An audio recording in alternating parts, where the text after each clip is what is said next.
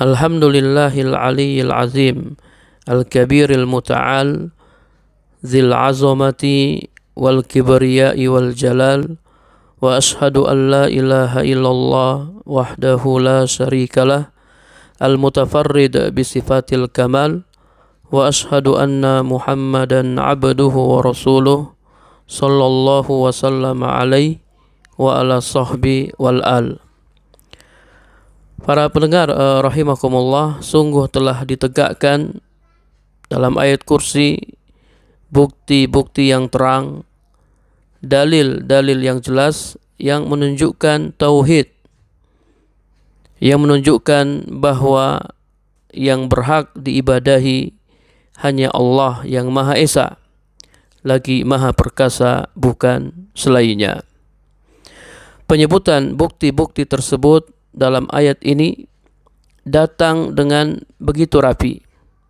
Bukti yang diikuti oleh bukti yang lain, dan hujjah yang diikuti oleh hujjah yang lain, hingga sempurna sebuah kesimpulan yang penuh berkah dan rangkaian tersendiri bagi bukti-bukti tauhid. Kami akan menyampaikan kepada Anda bukti-bukti tersebut secara ringkas. Bukti pertama, Al-Hayyu, yang maha hidup kekal. Ini merupakan bukti yang jelas yang menunjukkan wajibnya mengesahkan Allah dalam ibadah. Karena Allah disifati bahwasanya Dia hidup, tidak akan pernah mati, kekal dengan kehidupan yang sempurna, yang tidak didahului dengan ketiadaan dan tidak diakhiri dengan kehancuran dan kebinasaan. Tidak menimpanya kekurangan dan aib. Jalla Rabbuna wa taqaddasa, Maha mulia dan maha suci Rabb kami. Ia adalah kehidupan yang melazimkan kesempurnaan sifat-sifatnya. Maka inilah zat yang berhak ayyu'bada wa yurka'a lahu wa yusjada. Zat yang berhak diibadahi, ruku' dan sujud berhak dipersembahkan kepadanya. Allah Subhanahu wa taala berfirman dalam surat Al-Furqan ayat 58, "Wa tawakkal 'alal hayyil ladzi la yamut." Bertawakallah kepada zat yang maha hidup, yang tidak akan mati.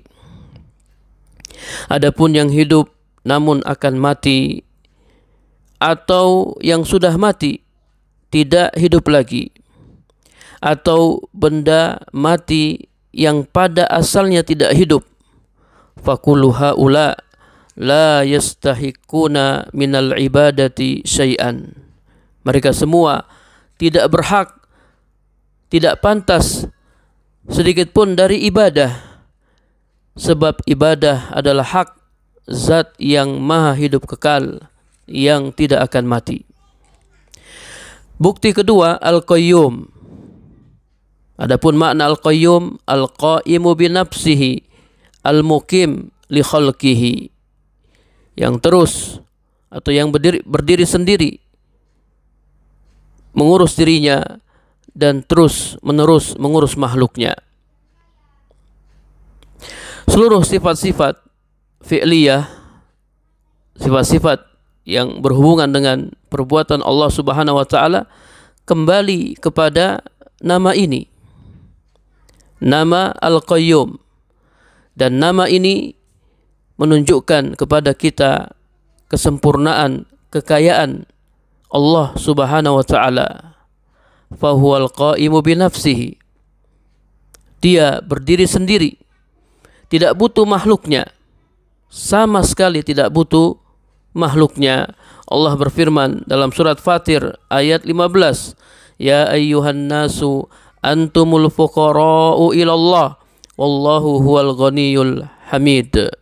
wahai manusia, kalian semua butuh kepada Allah, dan Allah Maha Kaya lagi Maha Terpuji.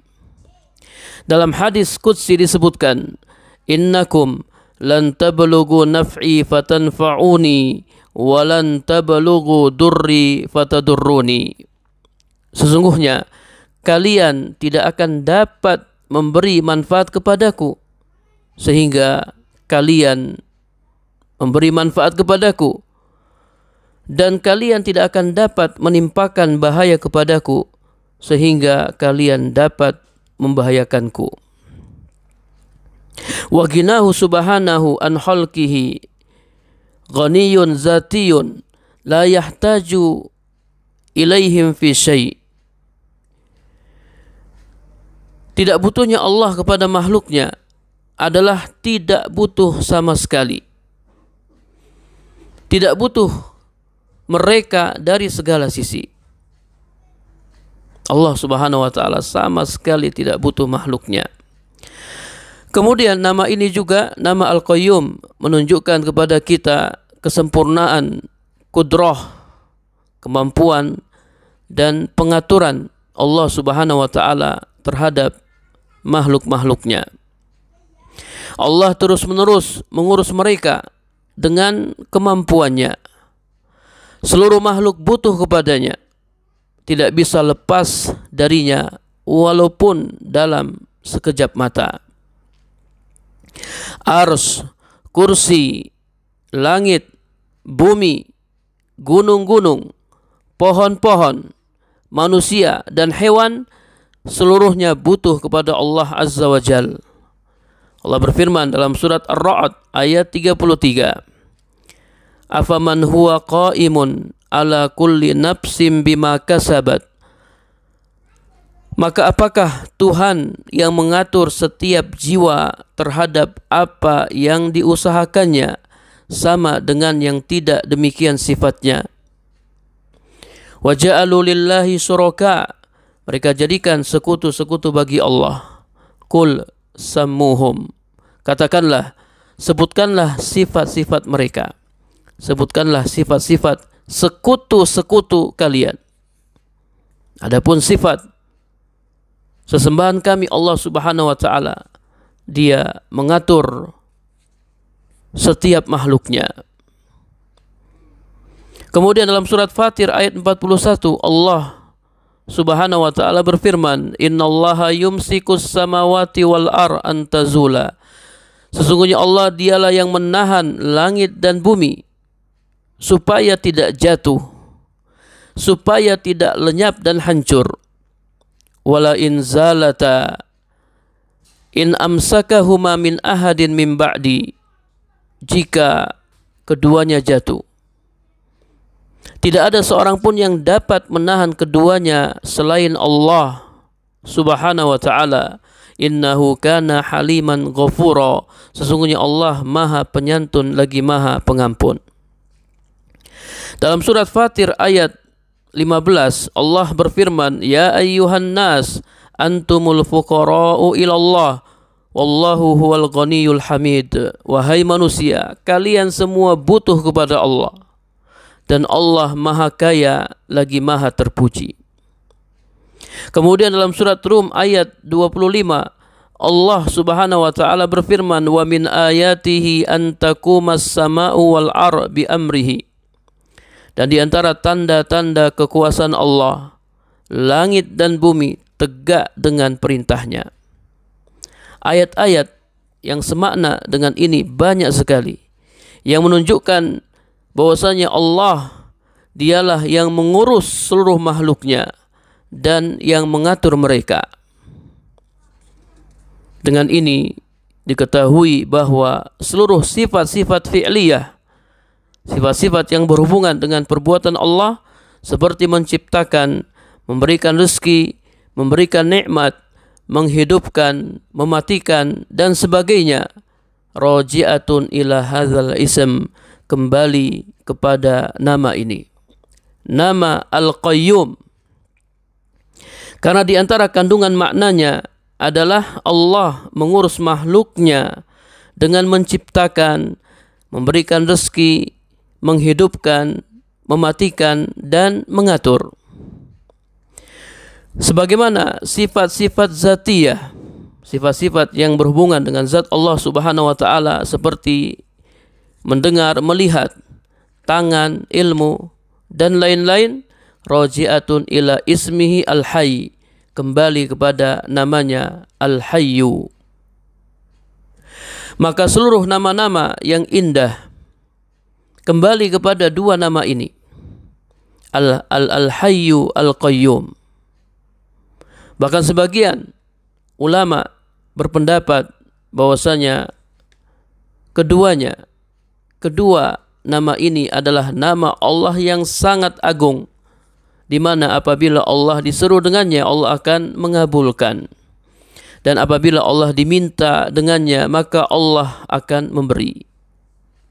Karena agungnya kedudukan dua nama ini, maka keduanya disebutkan di awal dalil-dalil tauhid dan bukti-buktinya. Maka siapa yang sifatnya seperti ini, yang maha hidup, tidak akan mati, yang terus-menerus mengurus makhluknya, mengatur segala urusan mereka, tidak ada sesuatu pun yang dapat melemahkannya, bahkan tidak tegak sesuatu pun kecuali dengan perintahnya, maka dialah satu-satunya sesembahan yang berhak dipersembahkan untuknya ibadah, bukan yang lainnya. Dan bahwasanya menyembah segala sesuatu selainnya adalah batil, karena selainnya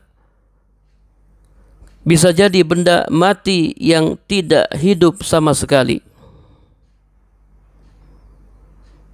atau hidup namun sudah mati, atau hidup namun akan mati. Dan makhluk sama sekali tidak punya andil mengatur dan mengurus alam ini. Bahkan kekuasaan, pengaturan, seluruhnya milik Allah yang Maha Esa lagi Maha Perkasa. Allah berfirman dalam surat Fatir ayat 13, "Walladzina tad'una min dunihi ma yamlikuna min kitamir." Sesembahan-sesembahan yang kamu seru selain Allah, mereka tidak dapat atau mereka tidak memiliki apa-apa walaupun setipis kulit ari. In tad'uhum la yasma'u du'aakum walau sami'u mastajabu lakum. Jika kalian menyeru mereka, mereka tidak dapat mendengar seruan kalian. Seandainya mereka mendengar, mereka tidak dapat mengabulkannya. Wa yaumal qiyamati yakfuruna bisyirkikum, dan pada hari kiamat mereka akan mengingkari kesyirikan kalian. Wala yunabbi'uka mislu khabir, tidak ada yang dapat memberikan keterangan kepadamu sebagaimana yang diberikan oleh Zat yang Maha mengetahui. Allah juga berfirman dalam surat Al-Isra ayat 56, "Qul ud'ul ladzina za'amtum min dunihi." Katakanlah, serulah mereka yang kalian anggap ilah selain Allah. Fala yamlikuna kasfad durri ankum wala tahwila. Mereka tidak akan mampu menghilangkan bahaya dari kalian dan tidak pula memindahkannya. Allah juga berfirman dalam surat Al-Furqan ayat 3, "Wattakhadhu min dunihi alihatan la yahlukuna syai'aw wa hum yuhlakun." Dan mereka mengambil ilah-ilah atau sesembahan-sesembahan selain Allah yang tidak dapat menciptakan sesuatu apapun. Wahum yuhlakun, sementara mereka sendiri diciptakan. Wala yamlikuna li anfusihim darra wala naf'a, mereka tidak memiliki kemampuan menolak bahaya dan tidak pula mendatangkan manfaat untuk diri mereka. Wala yamlikuna mauta wala hayata wala nusura, dan mereka tidak kuasa mematikan, menghidupkan dan membangkitkan. Lalu bagaimana ibadah dipalingkan kepada mereka-mereka ini yang lemah? Bukti ketiga, la ta'khudhuhu sinatu wala naum. Allah tidak mengantuk dan tidak pula tidur. As-sinah adalah awal dan permulaan tidur. Wa huwa an-nu'as al-khafif, yaitu ngantuk yang ringan. Adapun tidur sudah kita pahami. Allah Jalla wa Ala disucikan dari keduanya. Disucikan dari ngantuk dan tidur karena kesempurnaan hidup Allah dan kesempurnaan pengurusan Allah terhadap makhluknya. Adapun manusia dan makhluk-makhluk yang lain, fahuwa hayyun yamut, dia hidup namun akan mati. Kemudian kehidupannya diselingi dengan waktu-waktu istirahat karena dia merasakan capek dan letih. Dan tidur akibat dari rasa capek dan letih. Manusia apabila dia kecapean, kemudian dia tidur, maka dengan tidurnya itu ia akan merasakan kelegaan dan ketenangan. Dia butuh tidur li dha'fihi wa naqsihi, karena kelemahan dan kekurangannya. Dia tidur, mengantuk, capek, letih dan sakit. Maka bagaimana bisa yu'badu man hadza sa'nuhu, orang yang sifatnya seperti ini disembah? Bagaimana bisa makhluk yang sifatnya seperti ini disembah? Bagaimana bisa ibadah dipalingkan kepadanya, dipersembahkan untuknya? Para pendengar rahimakumullah, di antara kaidah mufidah, kaidah yang bermanfaat, yang berfaedah di sini, bahwasanya setiap penafian dalam Al-Quran, maka itu mengandung penetapan kesempurnaan yang menjadi lawan sesuatu yang dinafikan bagi Allah Subhanahu wa taala. Di sini dinafikan dari Allah Subhanahu as-sinah wan naum, ngantuk dan tidur. Kenapa ngantuk dan tidur dinafikan dari Allah Subhanahu wa taala? Likamali hayatihi wa qayyumiyatihi wa quwwatihi wa qudratihi, karena kesempurnaan hidup Allah Subhanahu wa taala, kesempurnaan qayyum Allah Subhanahu wa taala. Allah terus menerus mengurus makhluknya tanpa ngantuk dan tidur. Kesempurnaan kekuatan dan kemampuan Allah Subhanahu wa taala. Ini semua merupakan bukti wajibnya mentauhidkan Allah dan mengesahkannya dalam ibadah. Dalam hadis disebutkan, innallaha la yanam wa la yanbaghi lahu ayyanam, sesungguhnya Allah tidak tidur dan tidak layak baginya untuk tidur. Yakhfidhu al-qista wa yarfa'uhu, dia menurunkan timbangan dan menaikkannya. Yurfa'u ilaihi amalul lail qabla an-nahar wa amalun nahar qabla al-lail, dinaikkan atau dilaporkan kepadanya amalan malam sebelum siang dan amalan siang sebelum malam. Hijabuhun nur lau kashafahu la ahraqat subuhatu wajhihi mantaha ilaihi basaruhu min khalqihi. Hijabnya, hijab Allah adalah cahaya. Jika dia menyingkap cahaya itu, niscaya kemuliaan cahaya wajahnya akan membakar makhluknya sejauh pandangannya. Allahu Akbar. Kemudian bukti yang keempat, lahu ma fis samawati wa ma fil ardh, kepunyaan Allah apa yang di langit dan di bumi. Dialah pemilik apa yang ada di langit dan di bumi. Adapun selainnya tidak memiliki kekuasaan di langit dan di bumi seberat zarrah pun.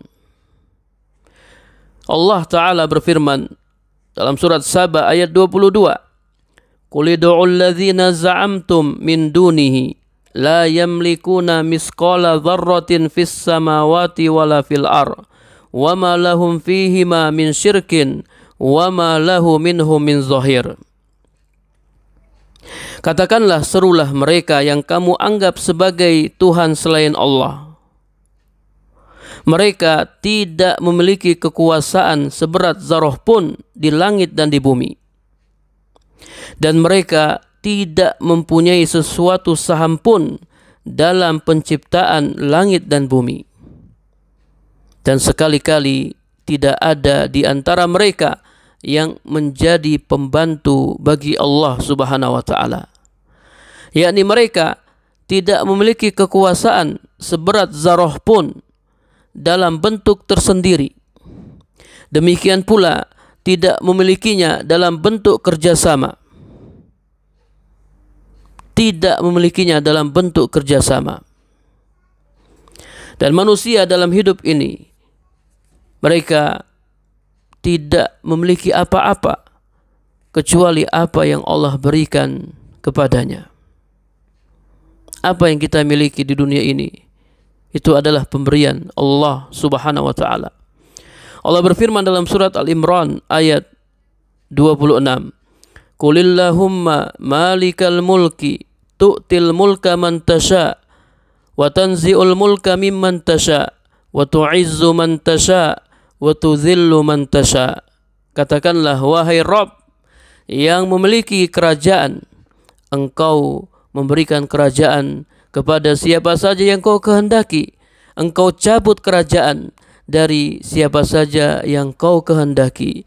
Engkau muliakan siapa saja yang Kau kehendaki, dan Engkau menghinakan siapa saja yang Kau kehendaki.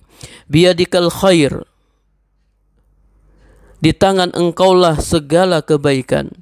Innaka ala kulli syai'in qadir, sesungguhnya Engkau maha berkuasa atas segala sesuatu. Semuanya dari Allah Subhanahu wa Ta'ala. Kemudian segala sesuatu yang dimiliki oleh manusia dalam hidup ini akan kembali pada salah satu dari dua hal berikut ini. Bisa jadi pemiliknya meninggalkannya disebabkan kematian. Pemilik harta meninggalkan harta disebabkan kematian.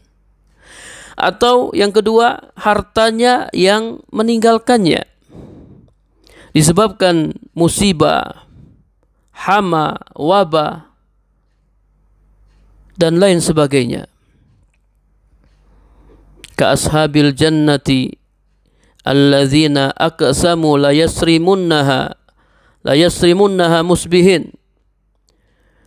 Seperti kisah para pemilik kebun yang bersumpah bahwa mereka sungguh-sungguh akan memetik hasilnya di pagi hari. Namun mereka tidak menyisihkan hak fakir miskin. Fatafa 'alaiha ta'ifun minallahi fi tilkal lailah. Lalu kebun itu ditimpa malapetaka dari Allah di malam hari. Fa asbahat kas-sarim, maka kebun itu menjadi hangus bagaikan malam gelap gulita. Di sore hari mereka memiliki kebun yang luas, dan di pagi hari mereka tidak memiliki apa-apa.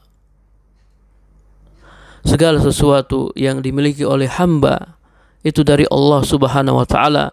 Dialah yang memberi, menahan, yang menyempitkan dan melapangkan rezeki, dan dialah yang merendahkan dan meninggikan derajat, serta dialah yang memuliakan dan menghinakan.